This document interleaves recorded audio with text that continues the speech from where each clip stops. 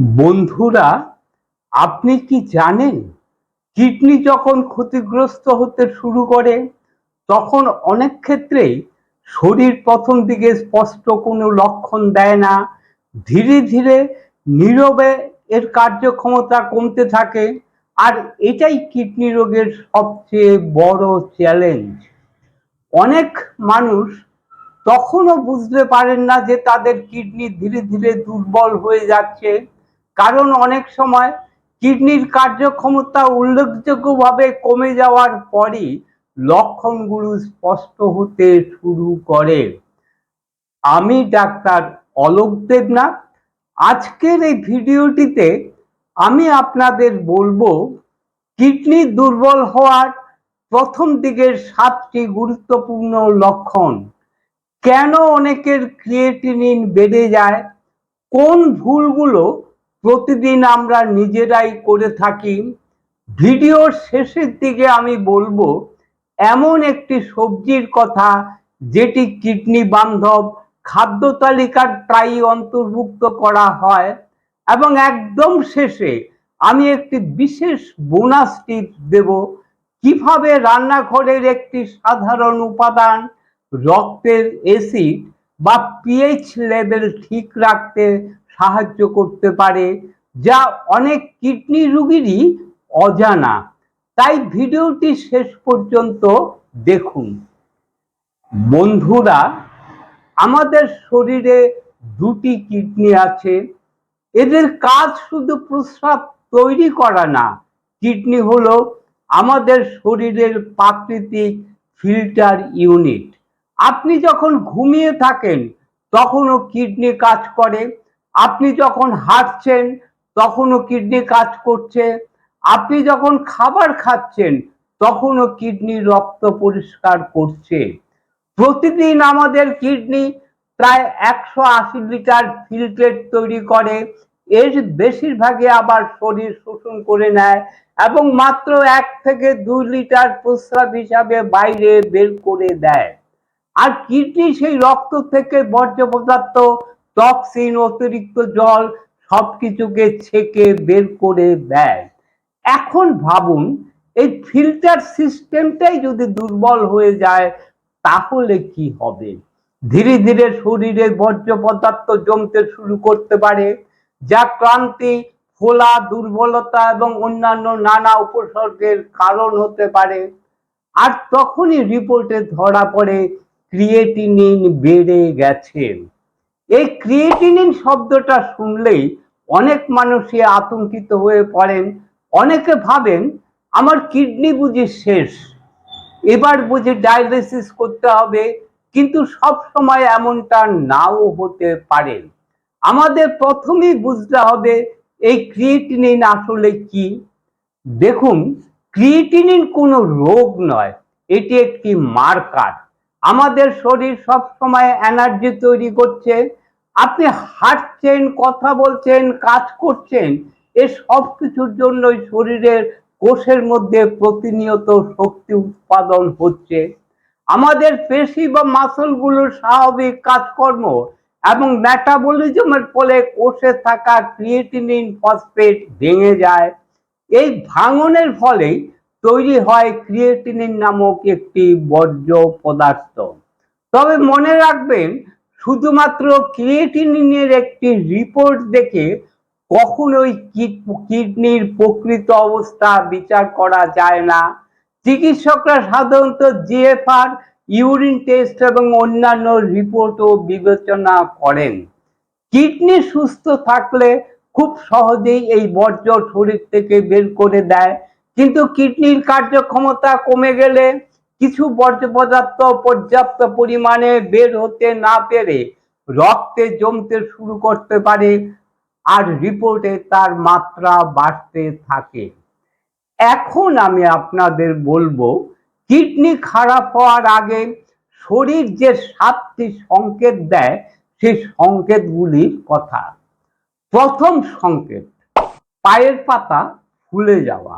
আপনাদের মধ্যে অনেকেই লক্ষ্য করে থাকবেন সন্ধ্যার দিকে মোজা খুললে মোজার দাগ পায়ে বসে যাচ্ছে, পায়ে চাপ দিলে গর্তের মতন হয়ে থাকছে, এটা অনেক সময় কিডনি দুর্বল হওয়ার লক্ষণ হতে পারে।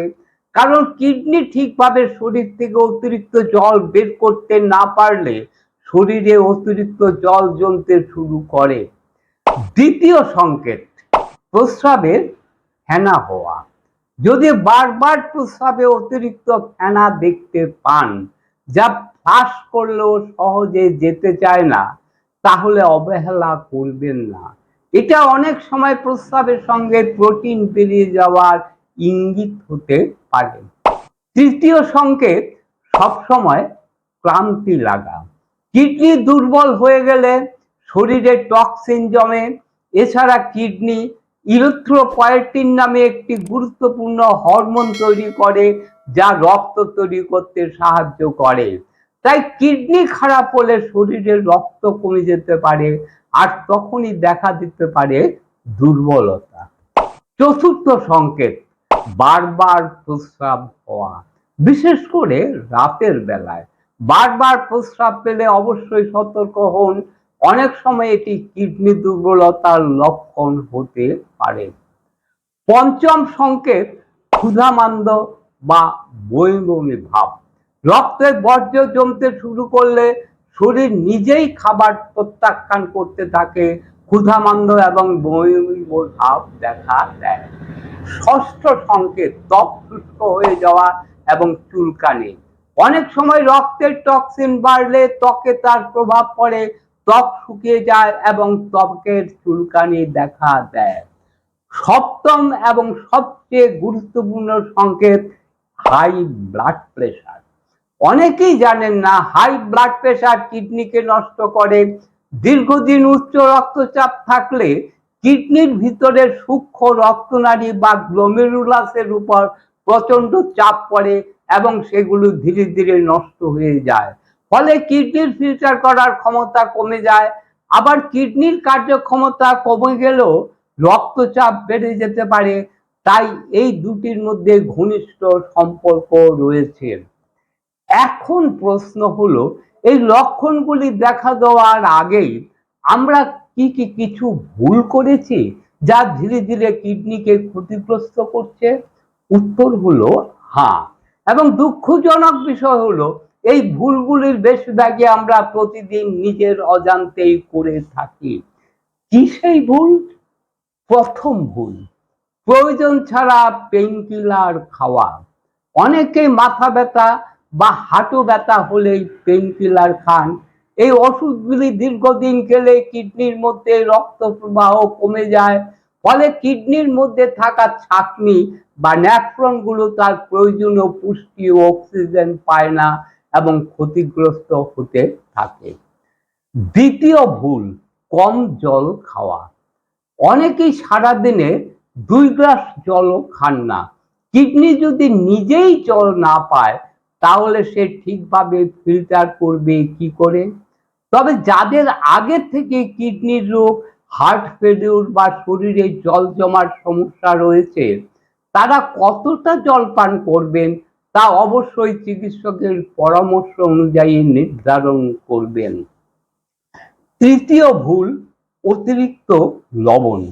এই অতিরিক্ত সাদা লবণ আমাদের শরীরে জল ধরে রাখে, ওয়াটার রিটেনশন বাড়ায়, রক্তের ভলিউম বাড়ায়, যার ফলশ্রুতিতে বাড়ে আমাদের রক্তচাপ, যা ন্যাফ্রনগুলিকে ক্ষতিগ্রস্ত করে। চতুর্থ ভুল, কোল্ড ড্রিঙ্কস, প্রসেস ফুড এবং আলট্রা প্রসেস ফুড। এই খাবারগুলির মধ্যে থাকে অতিরিক্ত সোডিয়াম, সুগার, প্রিজারভেটিভ এবং ফসফরিক অ্যাসিড, যা দীর্ঘদিন ধরে বেশি বেশি পরিমাণে গ্রহণ করলে কিডনির উপর নেতিবাচক প্রভাব ফেলতে পারে। পঞ্চম ভুল, রাত জাগা এবং স্ট্রেস। অতিরিক্ত স্ট্রেস শরীরের প্রতিটি অঙ্গের উপর খারাপ প্রভাব ফেলে। আমরা যখন গভীর ঘুমের মধ্যে থাকি, সেই সময়ে আমাদের শরীর রিপেয়ার মুডে যায়। কিন্তু বন্ধুরা, শুধু কি খাবেন তা জানলেই হবে না। অনেকেই এমন কিছু খাদ্য খাবার প্রতিদিন খাচ্ছেন যেগুলিকে স্বাস্থ্যকর মনে করা হয়, অথচ কিছু কিডনি রোগীর ক্ষেত্রে সেগুলো সীমিত রাখা দরকার হতে পারে। সেই বিষয়েও আমি একটু পরেই বলবো। এখন আপনাদের বলবো এমন একটি সবজির কথা যেটি কিডনি বান্ধব খাদ্য তালিকার অন্তর্ভুক্ত করা হয় এবং যার মধ্যে বেশ কিছু উপকারী পুষ্টি উপাদানও রয়েছে। সেই সবজিটির নাম হলো ক্যাপসিকাম। অবশ্যই আমি এটা বলছি না যে শুধুমাত্র ক্যাপসিকাম খেলেই কিডনির সব সমস্যা দূর হয়ে যাবে, তবে একটি সুষম ও কিডনি বান্ধব খাদ্য তালিকার অংশ হিসাবে ক্যাপসিকাম একটি ভালো পছন্দ হতে পারে, বিশেষ করে লাল এবং হলুদ রঙের ক্যাপসিকাম। দেখুন, কিডনি রোগীদের জন্য এমন খাবার দরকার যার মধ্যে পটাশিয়ামের পরিমাণ কম থাকবে কিন্তু অ্যান্টিঅক্সিডেন্টের পরিমাণ বেশি থাকবে। ক্যাপসিকামের মধ্যে রয়েছে vitamin C, vitamin A, lycopene এবং বিভিন্ন ধরনের অ্যান্টিঅক্সিডেন্ট। এগুলো শরীরের প্রদাহ কমাতে সাহায্য করে, কিডনির কোষকে অক্সিডেটিভ স্ট্রেস থেকে রক্ষা করে। এছাড়া ক্যাপসিকামে থাকে প্রচুর পরিমাণে ফাইবার, যেটা পেট পরিষ্কার রাখতে সাহায্য করে, কারণ দীর্ঘদিন কোষ্ঠকাঠিন্য থাকলেও শরীরে টক্সিন বাড়তে পারে। এখন প্রশ্ন হলো, আপনারা এটি কিভাবে খাবেন? কিভাবে খেলে সবচেয়ে বেশি উপকার পাওয়া যায়? খাওয়ার সবচেয়ে ভালো উপায় হলো স্যালাড হিসাবে খাওয়া, আবার হালকা স্টিম করেও খেতে পারেন, অলিভ অয়েলে খুব হালকা ভেজেও খেতে পারেন। তবে একটি বিষয় আপনারা মাথায় রাখবেন, অতিরিক্ত তাপে রান্না করে খেলে এর মধ্যে থাকা ভিটামিন সি এর একটি উল্লেখযোগ্য অংশ কমে যেতে পারে। আমরা এখন এমন কিছু খাবার খাই, যেমন কলা, ফলের রস, নারকেলের জল, ড্রাই ফ্রুট। এগুলি সাধারণ মানুষের জন্য স্বাস্থ্যকর খাবার হতে পারে, কিন্তু যাদের কিডনির কার্যক্ষমতা অনেকটাই কমে গেছে এবং রক্তে পটাশিয়ামের মাত্রা বেশি থাকে, তাদের ক্ষেত্রে এসব খাবার সীমিত রাখতে হতে পারে। তাই কিডনি রোগীদের খাদ্য তালিকা সবসময় ব্যক্তিভেদে নির্ধারণ করা উচিত।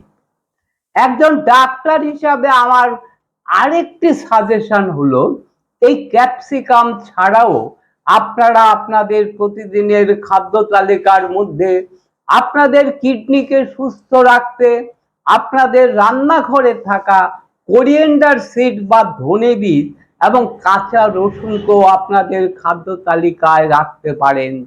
কিডনি খারাপ হওয়ার পিছনে প্রদাহ এবং অক্সিডেটিভ স্ট্রেস গুরুত্বপূর্ণ ভূমিকা থাকতে পারে। এই দুটি প্রাকৃতিক উপাদানের মধ্যেই যথেষ্ট পরিমাণে রয়েছে অ্যান্টি ইনফ্ল্যামেটরি প্রপার্টিজ এবং অ্যান্টিঅক্সিডেন্ট, যা আপনার কিডনিকে একটি স্বাস্থ্যকর খাদ্যাভ্যাসের অংশ হিসাবে শরীরের প্রদাহ ও অক্সিডেটিভ স্ট্রেস কমাতে সহায়ক ভূমিকা রাখতে পারে। আবার আপনি চাইলে সাধারণ চায়ের পরিবর্তে নিয়মিত আদা চাও খেতে পারেন।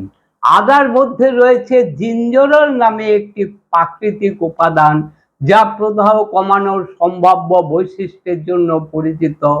তবে যাদের কিডনি রোগের পাশাপাশি অন্য কোনো চিকিৎসা চলছে, তারা খাদ্যাভ্যাসে বড় পরিবর্তন আনার আগে চিকিৎসকের পরামর্শ নেবেন। এখন আমি বোনাস টিপস হিসাবে একটি গুরুত্বপূর্ণ বিষয়ে বলি। কিডনি যখন শরীর থেকে অতিরিক্ত অ্যাসিড বের করতে পারে না, তখন রক্তে মেটাবলিক অ্যাসিডোসিস দেখা দেয়।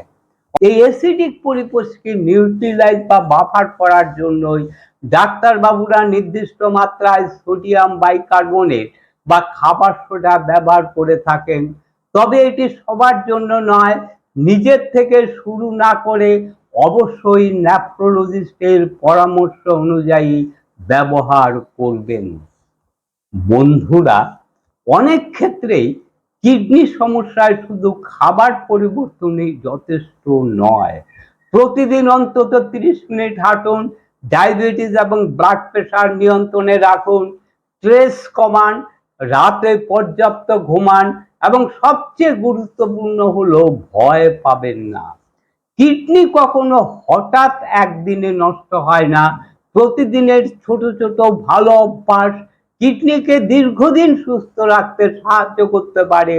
আজ থেকেই নিজের শরীরের সংকেতগুলোকে গুরুত্ব দিন।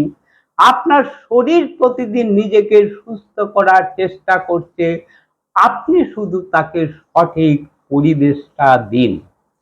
আশা করছি আজকের ভিডিওটি আপনাদের ভালো লেগেছে। যদি ভালো লেগে থাকে তাহলে অবশ্যই লাইক দেবেন। আমাদের 5,24,000-এরও বেশি মানুষের এই স্বাস্থ্য সচেতন পরিবারে যুক্ত হতে চ্যানেলটিকে সাবস্ক্রাইব করে পাশে থাকুন, বেল বাটনটি অন করে রাখুন।